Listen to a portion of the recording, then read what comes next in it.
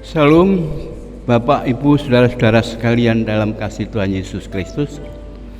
Selamat berjumpa melalui Sapaan Majelis kali ini, dan Sapaan Majelis kali ini akan didasarkan pada ayat-ayat suci yang dibaca dari Mazmur pasal 37 bait yang pertama sampai dengan bait yang ke-9, dan nanti dihubungkan dengan ayat 39. Dan ayat-ayat suci inilah yang mengilhami tema renungan kali ini, yaitu kebahagiaan sejati dan kebahagiaan yang semu. Ini tema yang saya ambil berdasarkan ayat-ayat tadi. Saya ulangi, kebahagiaan yang sejati dan kebahagiaan yang semu. Baiklah, sebelumnya kita berdoa terlebih dahulu, mohon kekuatan kepada Tuhan. Mari kita berdoa. Tuhan Allah Bapa Surgawi yang Maha Murah, Maha Kasih, kemurahan kasih-Mu senantiasa mengiringi hidup kami dari hari ke hari sampai saat ini ketika kami bersama-sama dengan saudara-saudara kami seiman di rumah masing-masing, kesempatan untuk merenungkan firman Tuhan merupakan santapan rohani yang akan menguatkan iman kami dan memberi kekuatan di dalam jalan hidup kami. Bapa Surgawi, kiranya Roh Kudus sendirilah yang berkenan bekerja di dalam hati kami masing-masing agar kami mampu memahami bahkan mengimani firman-Mu serta mampu menjalani dalam hidup kami sehari-hari. Demikian kami alaskan dalam nama Tuhan kami Yesus Kristus. Amin. Bapak, Ibu, Saudara-saudara sekalian, akan saya bacakan ayat-ayat suci yang akan kita renungkan tadi, yaitu dari Mazmur pasal 37 ayat 1 sampai 9 dan ayat 39. Demikian. Jangan marah karena orang yang berbuat jahat. Jangan iri hati kepada orang yang berbuat curang. Sebab mereka segera lisut seperti rumput dan layu seperti tumbuh-tumbuhan hijau. Percayalah kepada Tuhan dan lakukanlah yang baik. Diamlah di dalam negeri dan berlakulah setia. Dan bergembiralah karena Tuhan, maka Ia akan memberikan kepadamu apa yang diinginkan hatimu. Serahkan hidupmu kepada Tuhan dan percayalah kepadanya, dan Ia akan bertindak. Ia akan memunculkan kebenaranmu seperti terang dan hukummu seperti siang. Berdiam dirilah di hadapan Tuhan dan nantikanlah Dia. Jangan marah karena orang yang berhasil dalam hidupnya, karena orang yang melakukan tipu daya. Berhentilah marah, tinggalkan panas hati itu, jangan marah. Itu hanya membawa kepada kejahatan. Sebab orang yang berbuat jahat akan dilenyapkan, tetapi orang-orang yang menantikan Tuhan akan mewarisi bumi. Nah, ini pasal 37 ayat 1 sampai 9, ayat 39 demikian. Orang benar diselamatkan oleh Tuhan. Ialah Tuhan ya. Ialah Tuhan itu adalah tempat perlindungan mereka pada waktu kesesaan. Ayat 39 saya ulangi. Orang benar diselamatkan Tuhan. Ia adalah tempat perlindungan mereka pada waktu kesesaan. Nah, Bapak, Ibu, Saudara-saudara sekalian, dalam budaya Jawa itu kalau mendidik anak-anak itu sering memakai lagu atau nyanyian. Nah, yang terkenal yaitu mocopat itu. Misalnya ada mau copat sekar mijil itu misalnya ndedalane guna lawan sekti itu ditembangke gitu. Nah, demikian juga bangsa Israel itu juga begitu, ketika mendidik anak-anaknya tidak langsung dengan kata-kata ya yang langsung berhadapan dengan anak-anak itu, kadang-kadang anak-anak tidak bisa mendengar, tidak mau mendengar, lalu dikemas melalui nyanyian yang disebut Mazmur.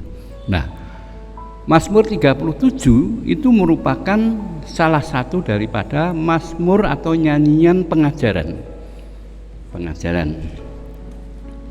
Dan di sini pemazmur di sini tampil sebagai orang tua yang banyak pengalaman hidupnya, yang mengkhawatirkan jangan-jangan orang-orang muda itu menjadi sakit hati ketika menghadapi ketidakadilan dalam masyarakat, dan kemudian emosinya terbawa untuk bertindak menentang yang buruk itu, yang itu ketidakadilan itu dengan cara yang buruk pula, misalnya dengan tindakan kekerasan atau ya segala bentuk anarkis. Itu yang dikhawatirkan oleh orang-orang tua pada waktu itu. Nah, lalu kekhawatiran yang demikian itulah yang mendorong pemazmur ini dengan wanti-wanti menasihati kepada mereka, kepada orang-orang muda Israel pada waktu itu, tentu juga kita semua ya sebagai umat Tuhan itu, yaitu demikian nasihatnya: jangan marah karena orang yang berbuat jahat, jangan iri hati kepada orang yang berbuat curang, jangan marah kepada orang yang berhasil karena melakukan tipu daya.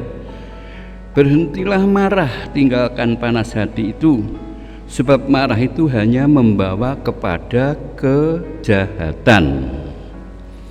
Nah, berdasarkan ayat ini saya ingat ya, kepada beberapa kata-kata mutiara yang mengatakan bahwa kalau kamu sedang emosi, sedang marah, jangan mengambil keputusan, apalagi keputusan penting ya. Jangan berbuat sesuatu sebab itu mesti salah. Nah, ini jadi itu nasihat itu memang betul ya. Dari pengalaman memang ternyata begitu. Siapa yang sedang marah lalu mengambil keputusan itu tentu salah dan mendatangkan kerugian bagi siapapun. Nah, tetapi dalam menghadapi itu, percayalah kepada Tuhan, nantikanlah Dia. Jangan kamu tergesa-gesa berbuat, nantikan Dia, Tuhan itu berbuat. Serahkanlah hidupmu pada Tuhan, percayalah kepadanya, dan Ia akan bertindak. Nah, Tuhan itu peduli ya, kepada kita semua umatnya yang selalu menyapa kepadanya. Ada firman yang mengatakan demikian, Mazmur 9 ayat 9 dan 10 mengatakan demikian: Dialah yang menghakimi dunia dengan keadilan dan mengadili bangsa-bangsa dengan kebenaran. Nah, ini yang dilakukan oleh Tuhan Allah. Tuhan bertindak ya kepada bangsa-bangsa, kepada dunia ini ya, dan pengadilan Tuhan itu tentu benar. Masalah kita, hidup kita, hendaklah juga kita serahkan kepada Tuhan. Bapak Ibu saudara-saudara sekalian, orang fasik itu kata lainnya adalah orang jahat. Orang fasik yang berbuat jahat atau berbuat buruk dalam arti yang seluas-luasnya, misalnya perbuatan membunuh, mencuri, korupsi, menipu, menindas dan sebagainya ya. Orang yang curang sifatnya ya, tipu dayanya dirancang dan dilakukannya nampaknya berhasil. Jadi apa yang dilakukan orang jahat, seorang nampaknya berhasil, tetapi itu hanya sementara. Nampaknya hidupnya bahagia, nampaknya penuh kesenangan, puas dan sebagainya. Tetapi itu semua adalah semu, tidak nyata. Ya, itu tidak bersifat kekal. Mereka sama seperti rumput tadi dikatakan dalam Mazmur. Mereka seperti rumput hijau berkembang di musim hujan dan lisut dalam terik matahari di musim kemarau. Lebih tegas ayat 20 mengatakan, orang-orang fasik akan binasa, mereka habis lenyap bagaikan asap. Kepada orang benar, Bapak Ibu Saudara sekalian, pemazmur ini menguatkan imannya. Ya, ia mengatakan adalah lebih baik hidup sederhana dengan tak bercela di hadapan Tuhan dengan tulus ikhlas.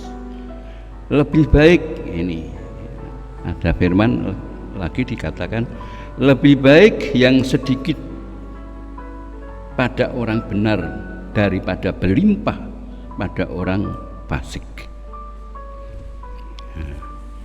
Ini kata-kata dalam Mazmur pada orang benar.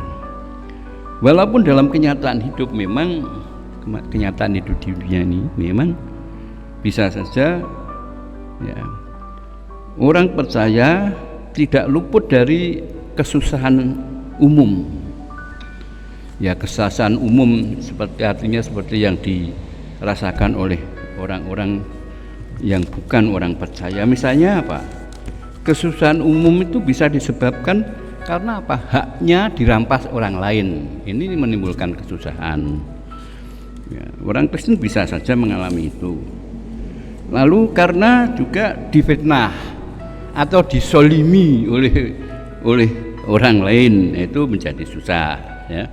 Juga ya, hidupnya tertindas yang disebabkan oleh suatu kondisi atau sistem organisasi atau sistem politik tertentu, itu menjadi susah hidupnya. Nah, kepada orang-orang yang susah inilah Tuhan Yesus datang untuk menolongnya. Misalnya dalam Lukas pasal 4 ayat 18, di sana dikatakan kedatangan Yesus itu bagaimana? Nah, ini ditulis demikian. Lukas 4 ayat 18. Roh Tuhan ada padaku. Padaku ialah pada Yesus. Oleh sebab ia telah mengurapi aku untuk menyampaikan kabar baik pada orang miskin.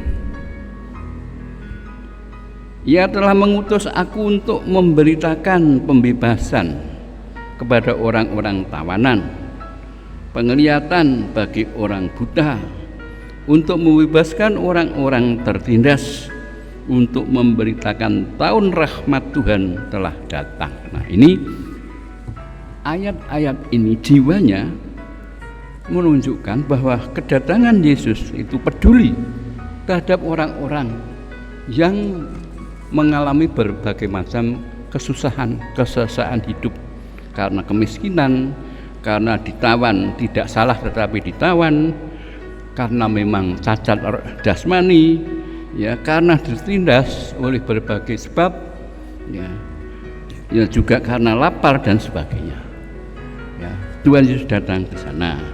Juga kalau kita baca Markus pasal 6 ayat 35 dan seterusnya, di situ menunjukkan kepedulian Tuhan Yesus itu kepada orang yang sedang lapar. Waktu itu ribuan orang sedang kelaparan dan Tuhan Yesus peduli, lalu memberi mereka sampai kenyang dan bahkan berlebihan. Nah, ini ayat-ayat semacam ini, firman ini bagi kita merupakan penguat iman dan sekaligus penghiburan, ya, ketika kita dalam kesesakan hidup. Nah, saudara-saudara sekalian,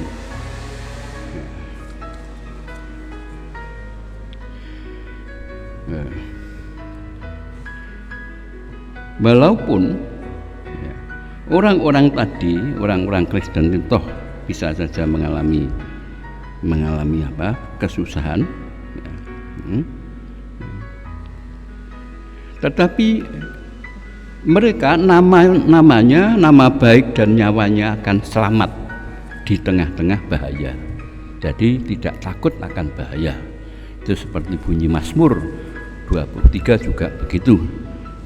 Tuhan sebagaikan gembala, kita dombanya, dan sebagai domba itu ya, domba Tuhan Yesus tidak takut bahaya.